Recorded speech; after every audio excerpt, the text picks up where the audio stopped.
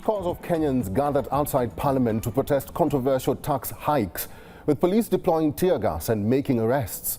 The East African economic powerhouse has struggled with a biting cost of living crisis, which critics say will only worsen under the proposed levies. The cash-strapped government has defended the move, projected to raise some 346.7 billion shillings. That's about $2.7 billion US dollars, equivalent to 1.9% of the GDP, as a necessary measure to cut reliance on external borrowing. Dubbed Occupy Parliament and hashtag Reject Finance Bill 2024, news of the protest was shared online after an activist leaked members of Parliament contact details, urging people to bombard them with calls and messages to shoot down a bill proposing the new hikes.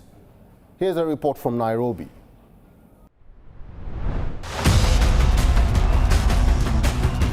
There is trouble in Kenya.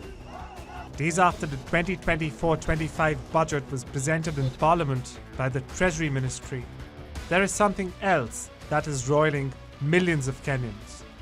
And it's not what read out to them in the annual budget. The proposed Finance Bill 2024, aimed at amending tax laws and revenue-raising measures, has ignited a firestorm of public discontent in Kenya. As the nation's legislature is prepared to deliberate the bill's fate, a resounding chorus of disapproval has erupted. You see, the problem began in 2023, when the country's President William Ruto made his first State of the Nation address after being elected to office. He strongly defended his economic measures laid out in a bill that he proposed then, which eventually became the Finance Bill of 2024. The time has come, therefore, to retire the false comforts and illusionary benefits of wasteful expenditure and counterproductive subsidies on consumption, by which we dug ourselves deeper into the hole of avoidable debt. This drew the wrath of economists and the opposition, which organized countrywide rallies to denounce the proposal. The chorus has been sung throughout last year and better part of this year. Ruto's government is doing the right thing at the wrong time, at the wrong place. The money he wants to build houses with, he should use it to lower the cost of living. There's no need to sleep in a flat when you're hungry. You are better off living in a metal sheet house and being well fed. If they say we protest for 5 years, we will protest for 5 years. If they say we protest from Monday to Sunday, that is what we will do.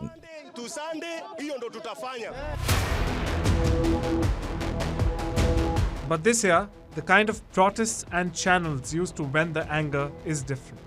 Citizens voice their concerns through various channels, including social media campaigns like hashtag Reject Finance Bill 2024.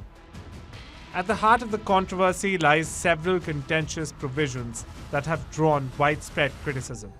The introduction of a 2.5% tax on the value of motor vehicles, with a minimum threshold of Kenya shillings 5,000 and a maximum cap of Kenya shillings 100,000, has raised concerns about the potential burden on car owners.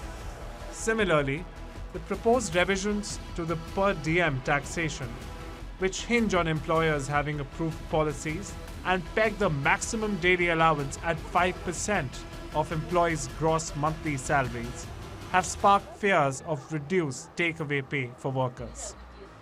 The bill's proposal to raise the pension contribution limit from 20,000 to 30,000 per month has received a mixed response, with some viewing it positively, while others worrying about its implications for disposable income.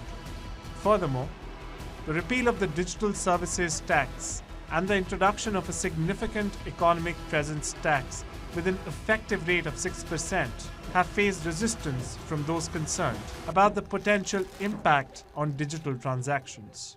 We have evidence of the interventions where, for example, when you look at the macro prices, which is inflation, exchange rates, and interest rates, inflation is down. You see stability on foreign exchange, which also is an indication of how the economy is doing. But there is a concern when it comes to the cost of credit in the economy. Interest rates are at 17% plus. So really, which business can be able to lend at that rate? The budget, as I see it, is not going to benefit most of us. It's going actually to bring a lot of pain to the mostly to the common mwananchi. Because if all the basic commodities are going to be affected by this tax, which is actually being raised, like if say you hear that VAT will be from 16 to 22%, or even if it goes to 18%, it's still too high. Perhaps the most contentious aspect of the bill is the proposed imposition of a 16% value-added tax on bread, a staple food item previously zero-rated. Citizens argue that this move will directly impact their daily lives and household budgets, exacerbating the already challenging economic conditions faced by many households. While the bill introduces an eco-levy, signaling the government's commitment to environmental conservation, its specifics and potential impact remain subjects of intense scrutiny. Additionally, the proposed increase in the VAT registration threshold from KES 5 million to KES 8 million, the exemption of the transfer of businesses as a going concern from VAT, and the subjection of certain financial services to VAT have further fueled the public debate. The ball is now with the country's National Assembly. Most parliamentarians will not outrightly reject the bill, but will instead scrutinize contentious clauses, such as the bread tax. Lawmakers find themselves at a crossroads, tasked with balancing the need to fund the government operations and address the genuine concerns of their constituents. Africa Bureau, WION. World is One. For all the latest news, download the WION app and subscribe to our YouTube channel.